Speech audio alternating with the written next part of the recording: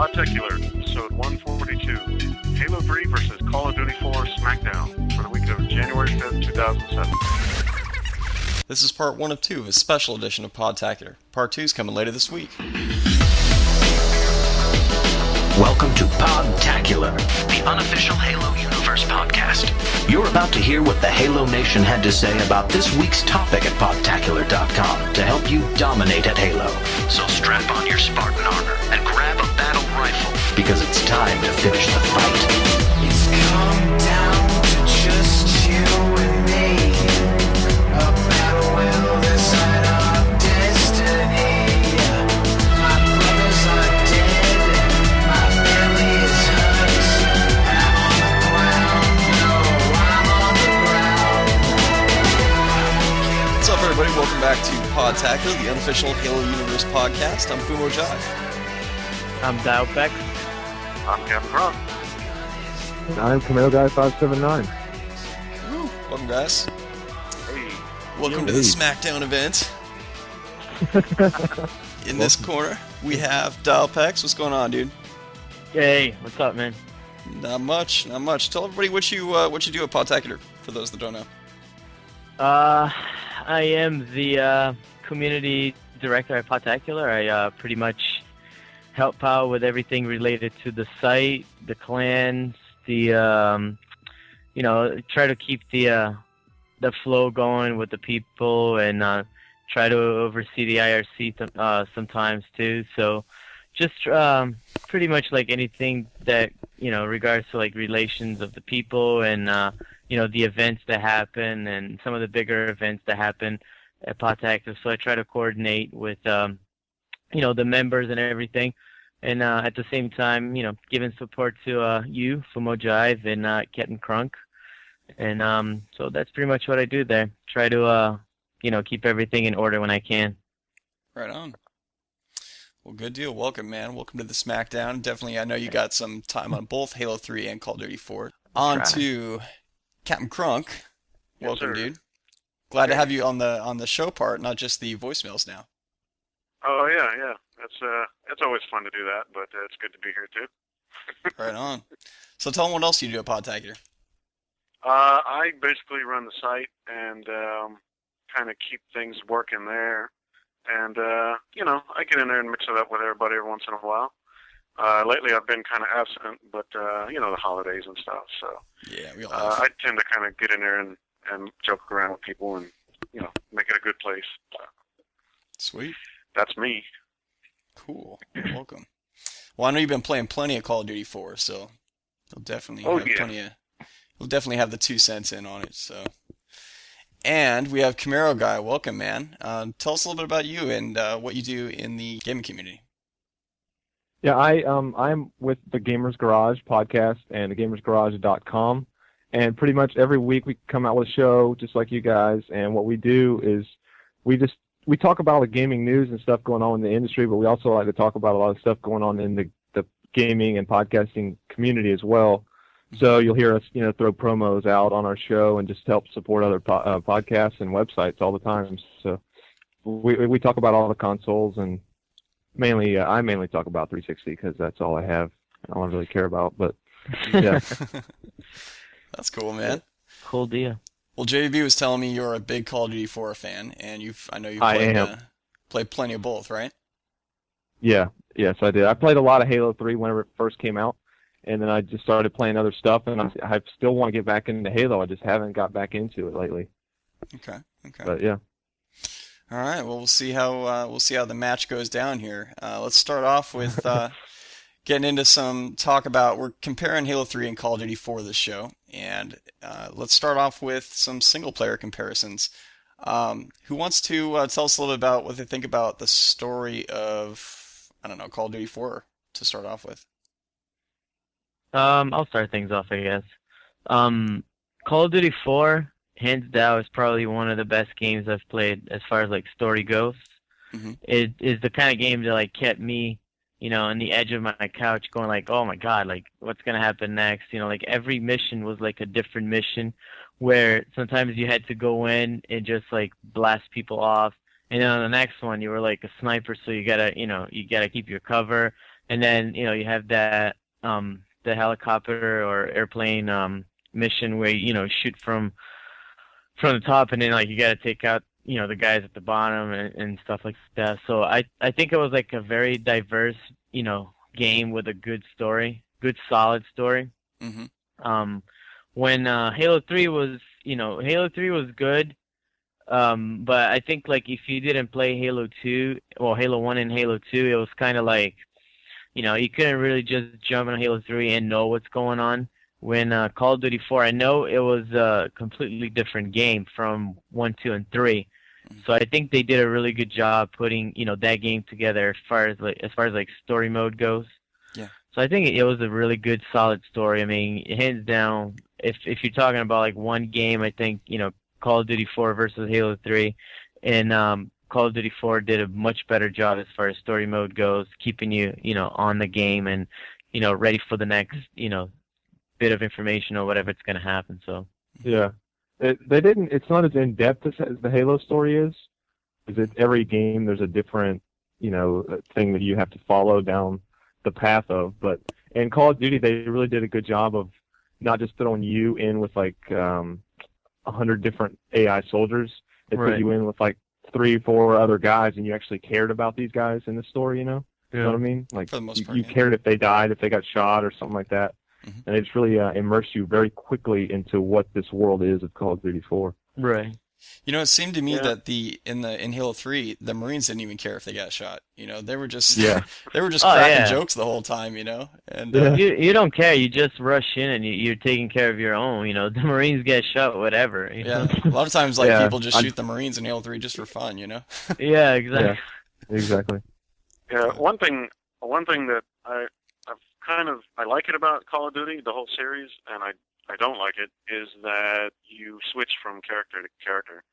Yeah. And I mean, I know like a lot of people have that problem with Halo 2. Yeah. And switch from Master Chief to Arbiter. And I kind of feel like it takes me out of the story a little bit in Call of Duty 4. Like I'm like, oh, well, wait a minute, who am I playing as now? I got to remember for a second. And whereas with Halo, like you guys are saying, it is a deeper story, and you know who you are, and you know what the ultimate objective is. This one, I was like, well, I'm supposed to do different missions for different things, so I'm not really clear on where I'm going overall. Mm-hmm. Yeah, I did like what they did though. They intertwined the story in Call of Duty to where you're the British, and then all of a sudden you're the American, and then at one point you're joined together fighting for the same cause. Yeah, I liked how they twisted that up. That was interesting, definitely. I mean, there were a few parts in Call of Duty, like where you ran across this area where is a lot of Marines all over the place, and you don't know any of them, and you're just kind of like rushing up in a certain area, and it just seems like there's a bunch of robots around you and stuff. But there were, I know there were definitely, I think more so than Call of Duty 3, which I had just played right before Call of Duty 4. There's more to care about. I think a lot of that has to do with the way the voice acting was. Yeah. Yes. Well, that and just the way things are presented, it's like you can feel the stakes that are involved, with some of the events that happen in Call of Duty 4, it's just like mind-blowing, some of the stuff that ends up taking place, right before your eyes. Yeah. And you're experiencing it as just any, a regular soldier almost, not as the super soldier, who's leading the charge. Right. So, it's a different perspective, and that's what I like about the game, though, is that you get it from the ground level, Right.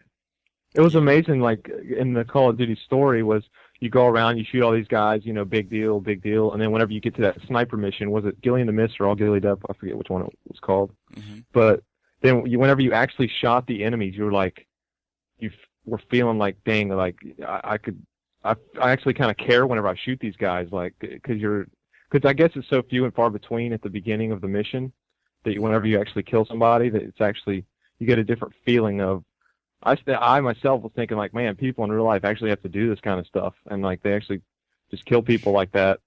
But then like 3 missions before, I was like throwing grenades and killing like 5 guys at once and didn't care. So right. I think the more you get in, right, the more you tend to care for the different characters. Yeah, it really gets you in. And like Fumo said, I think that the voice acting was a huge part in that game because it just keeps you going. Like, you know, the interaction with you, it's like from beginning to end. I mean, from the ship, you know, level all the way to the end, it's like, you know, the guys are talking to you. They involve you in a story. And I'm not saying that they don't do that on Halo, and they do that, but on Call of Duty, it's more on a personal level. You know what I mean? It's like you're right there. It makes you feel like, you know, you're a real soldier, and it's, you know, everything is happening right before your eyes. Where on Halo, it's like you get that like universe, you know, feeling it, like stuff is going on somewhere else while you're there, and so on and so forth. I don't know. I think that Call of Duty 4 is more of a, you know what I mean? It gives you like a better feeling of what's going on at that given time. I think a good way to compare that, and it comes in as kind of like storytelling and voice acting, is the first level on both those games. On the first level on Halo, you have, you know, you have pretty much the Master Chief and, you know, Sarge, and everybody else is just filler, you know. But the Sarge is all like, you know, crazy fool, you know, you fall again and you're gonna break something, you know, and he's like, where is she, Chief? Where's Cortana? And then you got that. Phil. Yeah, exactly. You know, you got him and his kind of kitschy, over the top, you know, voice acting, and you know, at this and in Call of Duty, you're dropping in and everybody's like professional. And it's like, that's what you would think a war zone would be like, when you have to rely on the skills you've been taught, and you don't deviate from that unless you want to die. You know, right. And it's funny because that's a big comparison between Call of Duty 4 and Call of Duty 3 too. Because Call of Duty 3, everybody was just all over the place and just blah blah blah, not even taking anything seriously, and like so. It was like they just handed out guns and grenades off the corner of the street. It totally seemed like that. Not even that. It's just like, you know, they went to the ghetto and just a bunch of guys that just wanted to shoot stuff and just didn't even care about anything. You know, so right. I don't know. Yeah, you guys take these, have fun.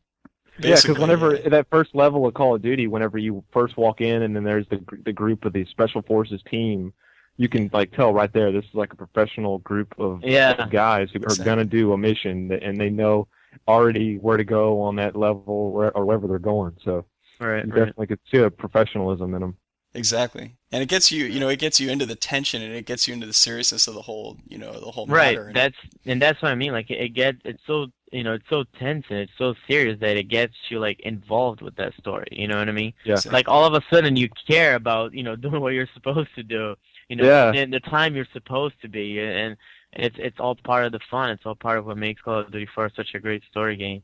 And the thing that I liked a lot too is they added in the AI was increased for at least your teammates. Like they actually killed people in this one. They actually, you know, they'll actually break in a room and clear it out themselves and stuff. And like sometimes I'll be shooting at a guy, and then all of a sudden one of them will shoot him. I'm like, hey dude, I was killing that guy. You know, like you would do online, but yeah. Well, I think part of the difference is that, you know, Halo at its core, it's a science fiction or fantasy based game, and so they don't have to stick to that kind of realistic approach. Right. But with Call of Duty, when you have it like almost directly in comparison, you can see that sometimes when you go more realistic with your storytelling and your, you know, the way things play out, the player can relate to it easier. You know, it seems more like this is real. You know. Right. Yes. Whereas if you've got a big alien talking to you, you know, talking about the universe is going to explode, it doesn't always come across, you know. I mean, then that's why it's not fair to compare the two based on realism, because Halo is not going on based on realism. But the thing is that the storytelling it still could have been more realistic, like believable, like, you know, not suspending disbelief. I think one of the things is that, you know, there's more parts on Earth than the entire track that the space elevator fell on. You know, it's a whole planet, you know. Another thing is, like, there's more characters on Earth besides, you know, the captain's daughter, Miranda Keyes, and, you know, and Lord Hood, and the, like, 5 characters that are in the whole game. It's like, this is supposed to be a whole universe. You know, they could have expanded a little more on the characters, even if they didn't fill out every single character. They could have had civilians running around and stuff like that, at least. Well, I mean, they did to an extent, and it's cool. It's just they didn't even give you any inkling of what those people were about. They were just random people that had random things to say, you know. Yeah. And I don't know. I think to some extent, Call of Duty 4 did better at that, in that they had a little more, you know, a little more characters and a little more, and the characters that they did have, they definitely fleshed them out more, I felt. So. Right. So, what did you guys think of the graphics in comparison to the two? Graphics, I'm gonna give it a Halo 3. I mean, I like how realistic Call of Duty 4 is, and like face and and voice acting and everything. But when it comes to like level, like the graphics, what it looks like, on certain levels, Halo 3 is just beautiful. I mean, you take places like Savo Highway and even like Sierra 117. You just look at that level and you go like, holy crap! I mean, this thing is beautiful. I mean, like the leaves and the trees and water, everything else is so perfect. I mean, that's what I think. I think that graphic-wise, they put a lot more work on Halo 3 than they did, with Call of Duty 4. And the Cortana level too, right? Yeah. Oh, Gorgeous. Gorgeous. Amazing. butthole level. Yeah. Goo and bioorganic matter. Oh, beautiful. Yeah, you're going He like does it like Bungie. the intestine level. You're going inside the intestines and stuff. Yeah. That's the thing, I guess, that goes to Halo's credit, is that it does show you, I mean, in the best way possible, things that you would never see. Because it's all fictional in every sense. I mean, even the Earth settings, they don't exist. They probably won't exist for years. Mm-hmm. So, and whereas Call of Duty, I mean, you're dealing with places that probably do exist. Right. Yeah, they could go take pictures of something down the street and just work off of that. Whereas in Halo, they had to completely manufacture something out of their own head and be a lot more creative out of it. I mean, me personally, I like the graphics in Call of Duty better, just because I like I don't know. I guess stuff felt like I wanted to touch it myself. Like it looked a little bit. I guess because I've always liked the Call of Duty 2 graphics, and this one is just the same except far expanded. Yeah. But definitely Halo has some very, very creative things in that game, as far as level design and graphics. I feel the same way. I generally tend to prefer the Call of Duty 4 graphics, but I mean, this is one where I think it's kind of like comparing apples and oranges. You're comparing realism to surrealism, and those don't really compare directly. But at the same time, there is a potentially realistic factor in Halo 3, even though it's set in a place that doesn't exist, right? And couldn't exist at this time. It's like there's still things that kind of take you out of the realism sometimes, like the excessive bloom and the excessive lighting. And certain like the shininess of things and stuff like that sometimes is a little put offish. But I mean, altogether, it's a vast improvement over Halo 2.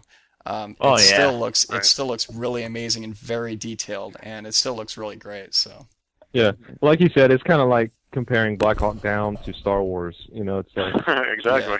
two different kinds of. I just I love sometimes when I'm in the theater, sometimes I just spend time looking at the armor, like how perfect and like every aspect of the Master Chief's armor is, and the dents and everything, the scratches, and I just think it's an awesome. They did an awesome job graphic wise, I think. Yeah. A lot of detail. That's one thing, that I got to give to Halo, is that you really do feel like you're in giant environments. Whereas with Call of Duty, you're mostly in urban environments, or maybe something underground, or even at night. You can't see so far, so it does feel a little more claustrophobic. I mean, it still looks great, but with Halo 3, I mean, you can see objects like for miles. Yeah. That's a good point. And you see that there's something going on back there, underneath. Mm-hmm. So. Yeah. They didn't have as much opportunity for that in Call of Duty. It's like up on a hill and you can see far, far away, sort of like you can in Assassin's Creed, I guess I'd say. Because Halo had a lot of big levels where you can see fighting going on in the distance. Yeah. Right. I mean, to an extent, like that part. I think it's on the second level when you're at night and you're sniping from that hilltop down into that town where you're with that Russian guy. Yeah, I mean, there was some distance, but not nearly to the extent that Halo 3 was. But that does. Yeah. I think that's part of what's cool about Halo 3 is just this sense of scale. That, and that's what was the big thing about Halo. You know, you have this massive ring that's like the size of a moon. That's basically, you know, it's a space station. You know, it's a weapon that's, you know, that's that big, and just that sense of awe and scale is part of what makes Halo Halo. So. Right. So what about the sound? I mean, in comparison to the two, we talked about voice acting. What about the rest of the sound? What'd you guys think? Oh, I'd have to give it to Call of Duty myself. I guess we're talking about soundtrack. We're talking about effects. Right. The sound, like the orchestral music that plays while you're playing Call of Duty, I think they put in perfectly. It's like you don't even notice it, but if it was gone, you would definitely notice it's gone. Yeah. And just things like grenades exploding and bullets hitting the side of you and the sound of your gun, like even when you have a suppressor on it, everything feels like. I'm using 5.1 Dolby headset, gaming headset, and it has rumble and stuff, and I can just feel stuff like. I feel like I'm actually there if it wasn't, you know, sitting in front of a television. But I think that when it comes to sound, I think they both did a really good job. I'm not. I don't want to say it's like a, you know, to me it's like a tie. I mean, I've heard the Halo 3 soundtrack, and that thing is just amazing. I don't know, you know, if you guys have a chance to listen to that, but it's just like out of this world. And I mean, I guess I appreciate it more being a musician, you know, for such a long time. And when I listen to that, I'm just like, wow, you know. Yeah. And then when it comes to the, you know, the weapon sound and everything, one thing that, you know, I love on Halo 3 is that you're walking across the map, and then all of a sudden you hear this muffled sniper shot sound where you know that somebody like all the way across the map fired a sniper shot, and you can hear like you would if you were there. You know, you hear that echoed, muffled, you know, sniper shot thing, and same thing with the battle rifle. You hear that in the distance, and it just sounds so good. It's like you know exactly what's going on because you know the sound of the weapons and everything. Yeah. When on Call of Duty, they did do a good job, but they didn't go that extra mile of like, you know, you don't hear that sniper shot. All you hear is like that same shooting just on a lower, you know, sound, I guess, on a lower volume. Yeah. Where on Halo 3, they went the extra mile and they made sure it sounds different, like it's supposed to sound. You know what I mean? But then again, you know, like on Call of Duty, you know, the voice acting is amazing, and how how everybody reacts, and you know, like all the chatter. all the chat, like go, and you know, we got this, or you know, Tango down, and all that stuff. Yeah. So Right. really. It's a good game. I mean, it's a good you know, sound wise and everything. But I don't know. I think that the depth that Halo 3 went, you know, with that is just, I don't know. It's beyond like any games I've played. One game that has, you know, come close to me is definitely Mass Effect, which has an amazing sound. I mean, when I play Mass Effect on my TV, I just like shut the lights off and, you know, blast the volume up, and it's just like, man, I feel like I'm playing at the theater. It's just like that good of a game. It just makes up for it. But anyways, it's, you know, it's good sound when, you know, when it comes to that. So I think that Halo 3, you know, when it, you know, to differentiate itself from other games, went the extra mile, you know, on the details, which is like, you know, weapon sound and all that stuff. So, Yeah. I mean, the chat and everything, we kind of knew because it's kind of a tradition now on the Halo, you know, voice acting. It's like on Halo 1, you know, the grunts, like say the little things that they have to say in the Marines, and on Halo 2 we expected the same, and on Halo 3 was the same thing. They all have their little, you know, funny sayings and all that. So it wasn't anything, you know, revolutionary. But when it came to like the environment, sound, and everything, I think that Halo 3 did much better job than, you know, the other games. Than actually Call of Duty 4 did. So Yeah, I'm a big Marty O'Donnell fan, and I got that Halo soundtrack coming in actually sometime soon. But yeah, they both definitely have a different take on it. The first thing I noticed whenever I was playing the Halo 3 beta, was the sound of on Valhalla, the sound of the sniper rifle at a long distance. I love that. Yeah. Mhm. Exactly. Oh, where's the sniper? Is he on my team? What's going on? Yeah. You know, I love that. Yeah, I do. It's you can hear like from, you know, from across the map if you're paying attention, if your volume is high enough. So you know somebody's sniping, you know, and then you talk to your teams. We have sniper or whatever. No, we don't. Yes, we do. So it's a nice touch that they added there. Definitely a cool thing. That's where the difference is in Call of Duty. Whenever a sniper is firing, you can hear the sniper, like, you can hear that 50 cal sniper being fired on Call of Duty 4. Right. And there's like 4 or 5 different sniper rifles, and you can just kind of, after you play for a while, you can tell who's using what, and you can even pinpoint where they are sometimes. Right. That's when you go silent. Yeah, it's missing a silent sniper. It needs that. Yeah. Yeah, but I kind of have to. I don't know. I'm kind of on both sides here because I really like both games, and as far as the sound, and I definitely got to give a plus to Halo for the soundtrack. It's always been quality, and I know Call of Duty kind of works its music in more subtle ways, but it doesn't seem to have any impact necessarily, like when you get to maybe the end of a level or a key moment. Now, there are some moments in the game where the music really flares up and you really feel like something big is happening. But there aren't. I didn't remember hearing any particular themes or things that you can identify with Call of Duty. Like with Halo, when you hear that Halo theme, you know what game it's from. Right. So I got to give it a plus for that. On the other side, Call of Duty, the sound of authentic like weapons fire and explosions and environment sounds, that's always something I look forward to. I mean, whether it's Call of Duty or like Rainbow Six or Right. When you hear those weapons fired the way they're supposed to sound, then it tells me that someone's put a lot of work and research and to make those things sound right. Right. Well, sound has been taken for granted a lot too. It's because like whenever you play a game, I try to more than I haven't been before, but you try to listen for the sounds that's all around you and the music playing whenever a high intense sequence of events is going to happen and stuff like that. And obviously Halo's had a lot more publicity on their sound for since it's such a huge game. Yeah. And a lot of people take it into perspective a lot more.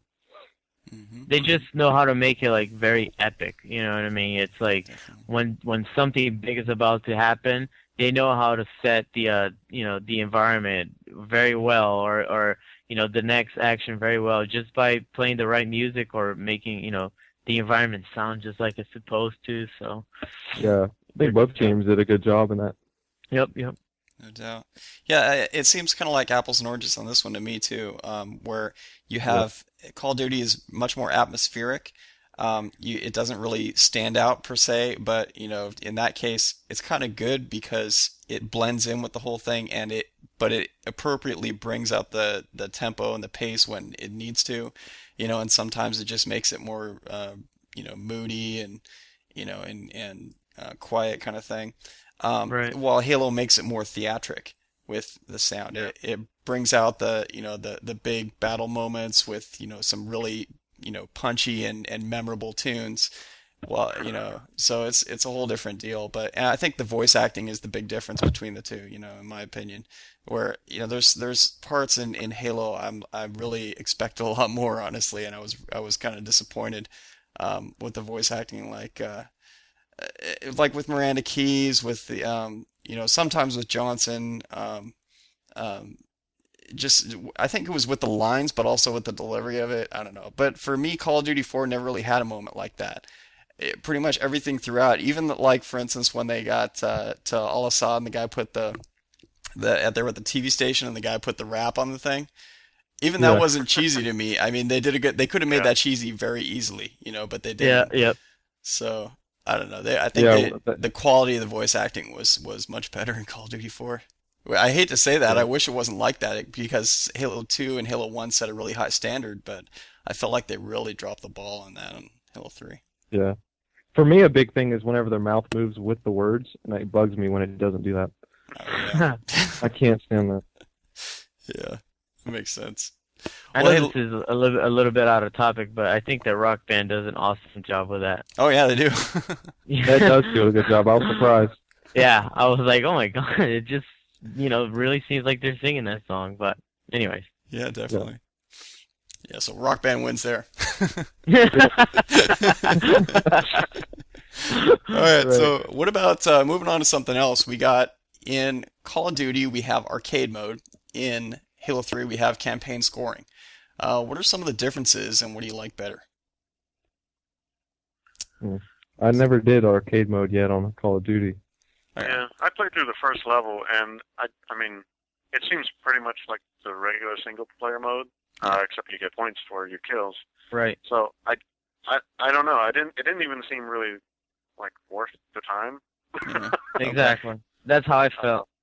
And I was like, I might as well just play campaign and Since you go can't for play the achievement co-op, or right? whatever. Yeah, since you can't play co-op, it's just you're not directly competing against each other at the same time. The only thing you can do is leaderboards. Yeah. Right. Because even with Halo 3, you had that where you could play with other people and kind of make it fun, make it a competition. But if you're playing it by yourself, it's like why not just play single player?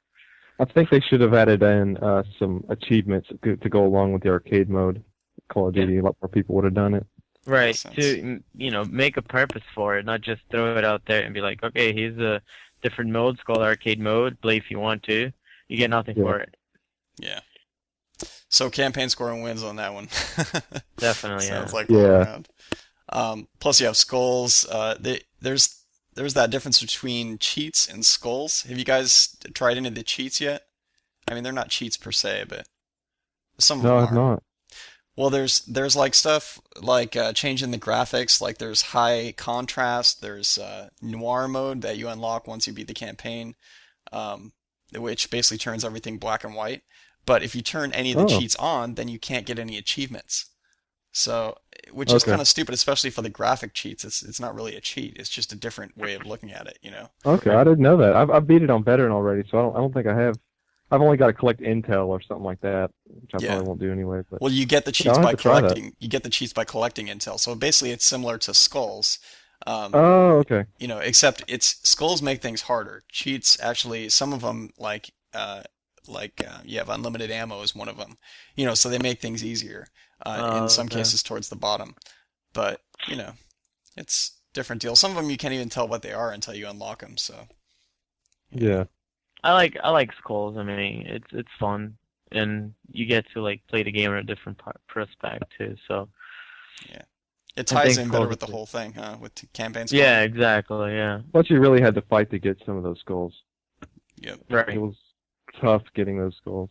In Call of Duty, it's just a little laptop sitting on a desk or something. Right. It's just a matter of like really looking at the right room. You know what I mean? Clearing every room. Yeah. Yeah. Exactly. Yep. Yeah. Where on Halo 3, it's like you gotta find it. You know what I mean? Like you don't know where it is. You just really gotta go out of your way. Mm-hmm. Yeah, and of course, Halo 3 has co-op, and Call of Duty 4 doesn't. So Halo 3 wins there. Yeah, I was really surprised they did not throw that in.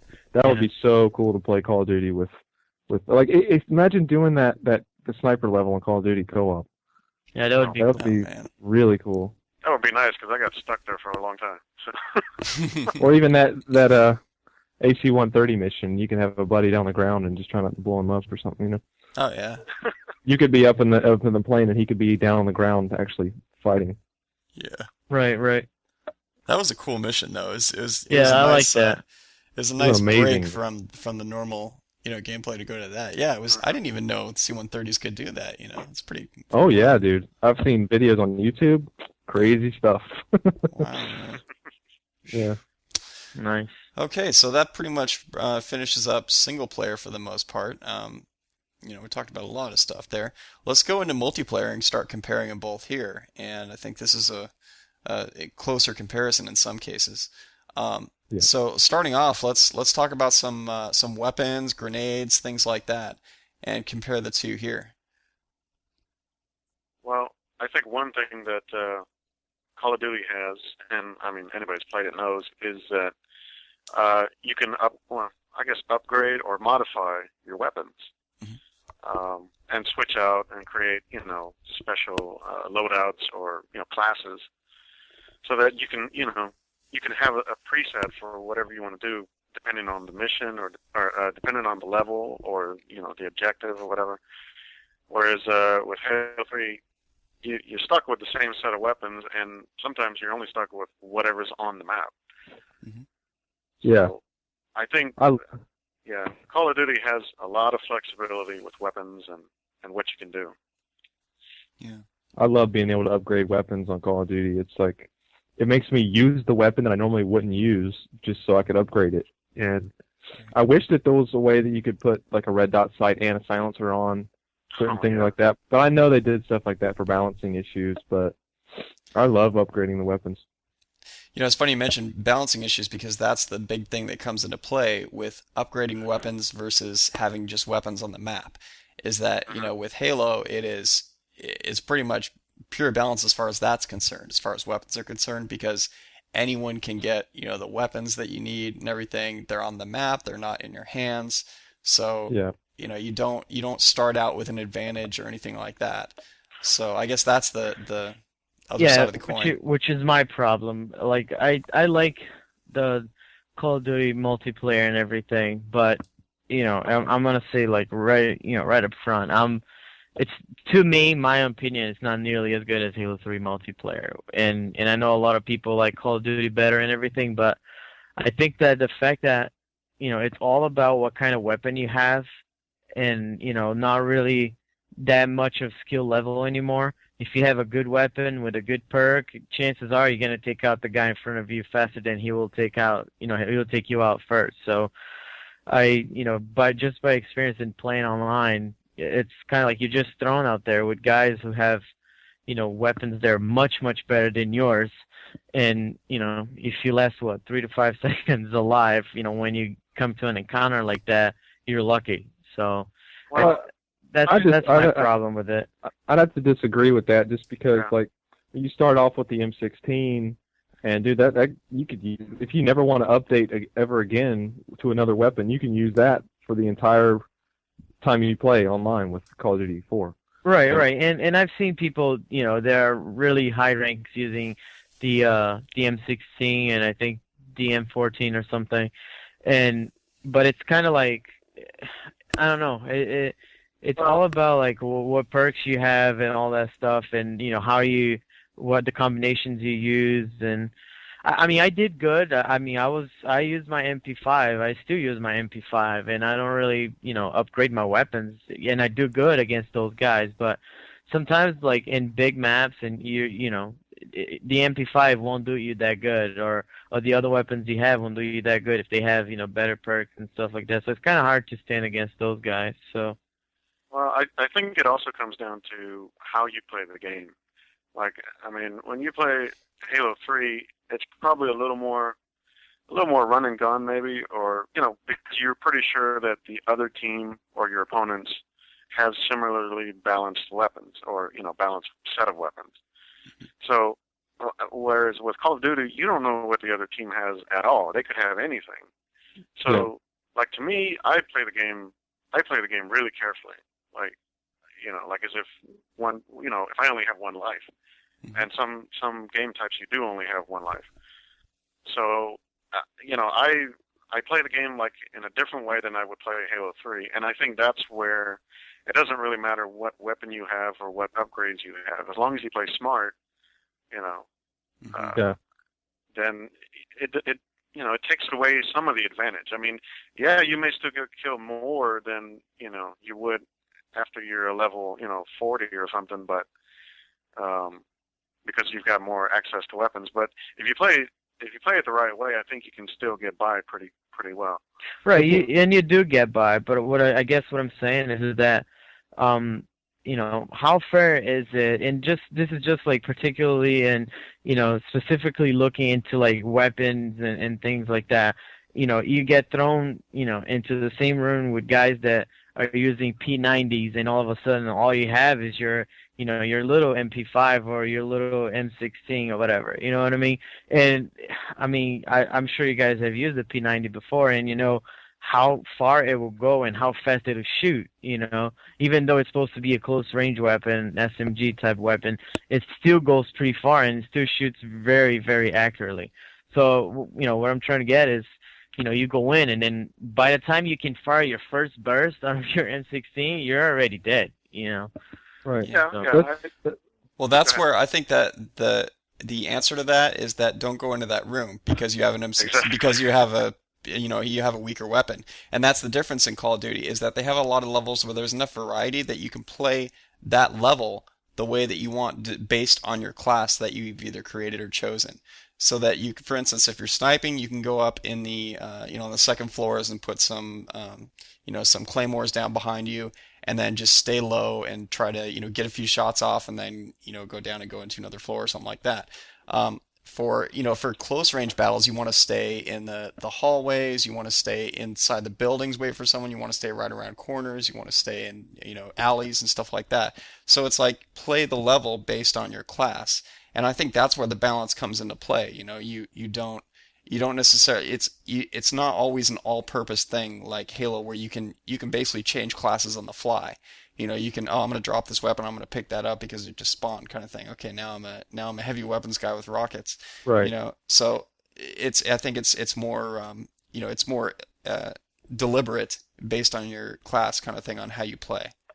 No, and it is, and I agree with you. I guess in my opinion, what I like to see is that it's all about who's more skilled with with what weapon and so on and so forth. Like the game starts, we're all leveled, we all got the same weapons. Who's gonna control that area? Who's gonna grab that weapon first, and who's gonna be able to keep control of it once they have it, and so on and so forth. So I guess it's all part of being skilled, you know what I mean, on Halo. And if you talk about if you bring it to a different level, I mean, you look at pros and guys like T Squared, he's known for power weapon control and stuff like that. Why? Because once he's got one of those, he will hardly lose it. He keeps control of the he keeps track of the respawn. He knows how to use them, and so on and so forth. Where if you bring it to a regular game, people with an SMG can easily take out a rocket guy if he doesn't know how to use the rockets. Versus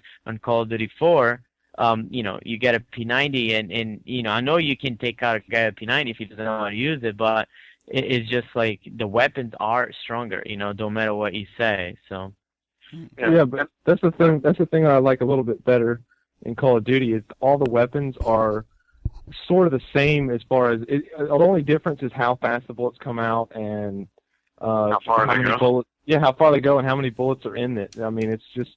But as far as in Halo, you've got the Needler, then you got a plasma, then you got a sniper rifle, and they all have different strengths and weaknesses. And in Call of Duty, they all pretty much you can kill them as long as you hit them with it, like in one or two shots. Right.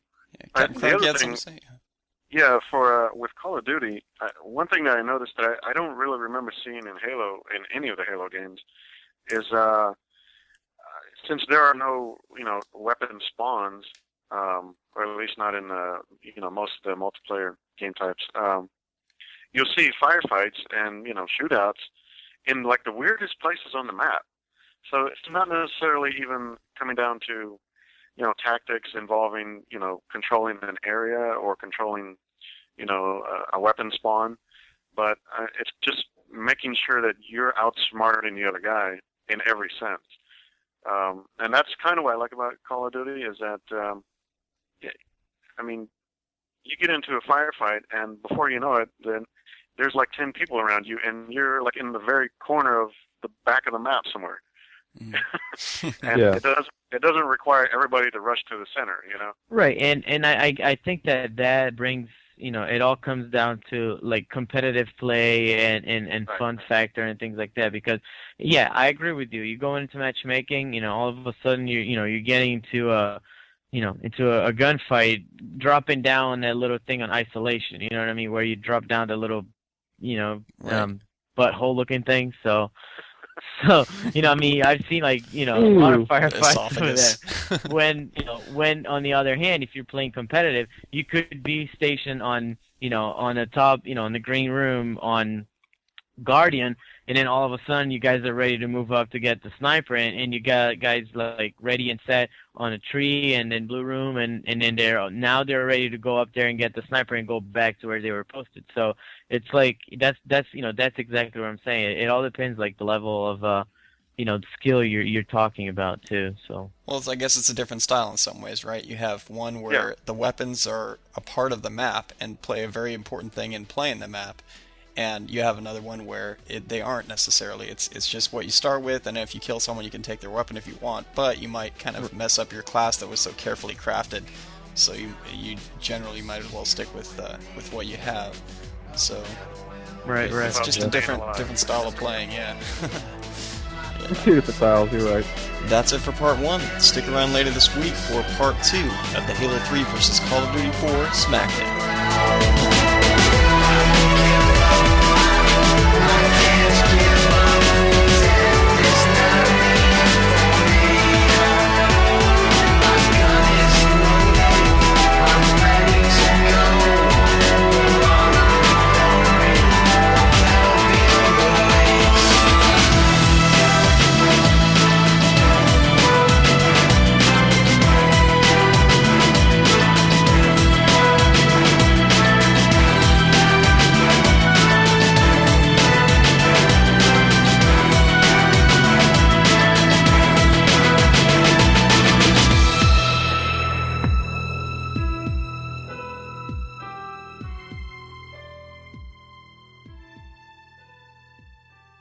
There's only one thing left to say. CapnKrunk.